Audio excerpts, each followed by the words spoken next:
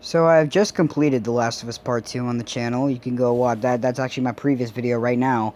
And did you really think I would complete the game without not doing a review? I do that with pretty much almost every game I play.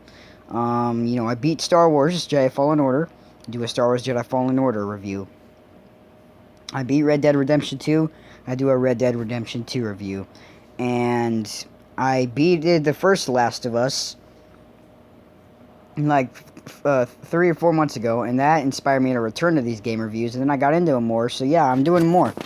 But I played through and completed the first game on the channel, and now I just did with the second one. So I beat this one a lot faster than the first one, but I mean, after that ending, all I gotta say, I just could not. I had no idea what I was gonna do after I beat the game. Like, was I gonna go to sleep? I was just paralyzed. All right.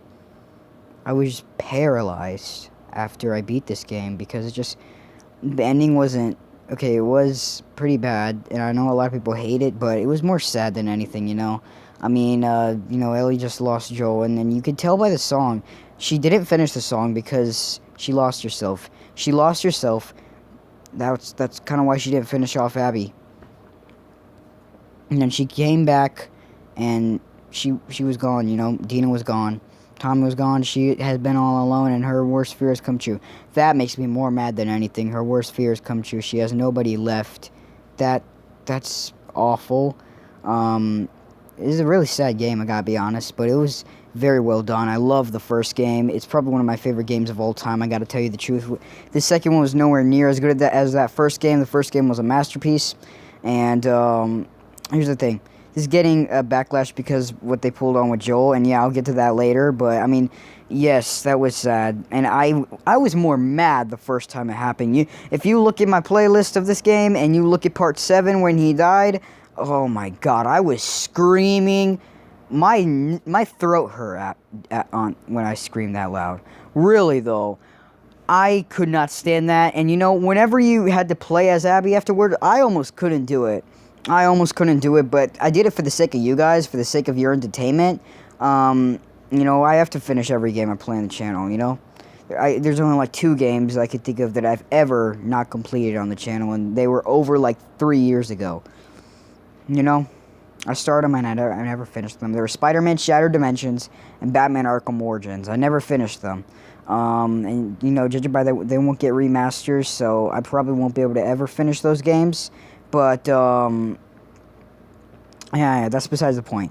The point is, this game was just, I'm at a loss for words. I mean, especially after that ending, man.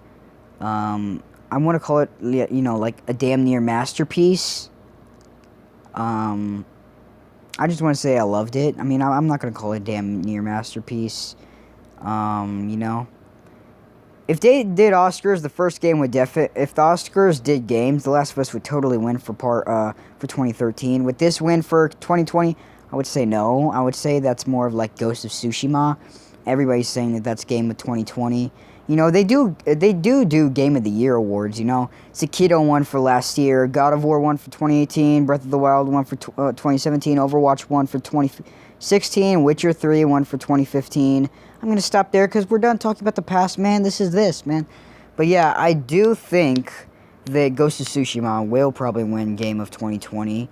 I believe that Last of Us 1 won Game a Year for 2013, too. So that's, Naughty Dog, you guys are great. You guys do really good games.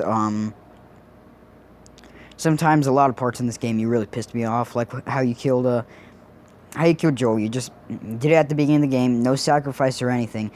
When they do that Last of Us TV show and they do like a season 2 or something and they base it off of this, I definitely want them to change the way he died to like a sacrifice or something. Like, let's say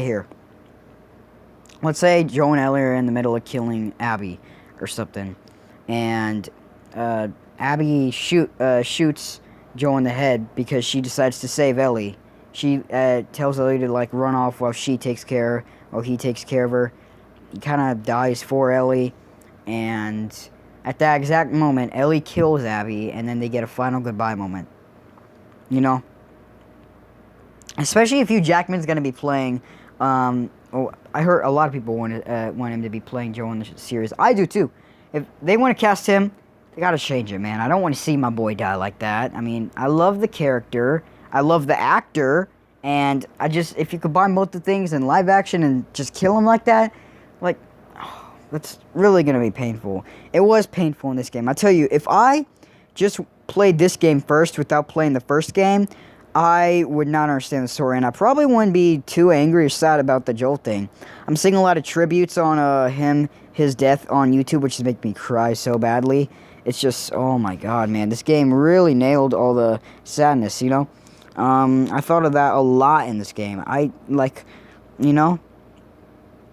But yeah, Ellie had a nice adventure. She really had a great story. I love them both. I love Ellie and I love Joel. They're video game legends, and this game is legendary along with the first one, so this will always be remembered in my heart. Now, going back to this Joel thing, you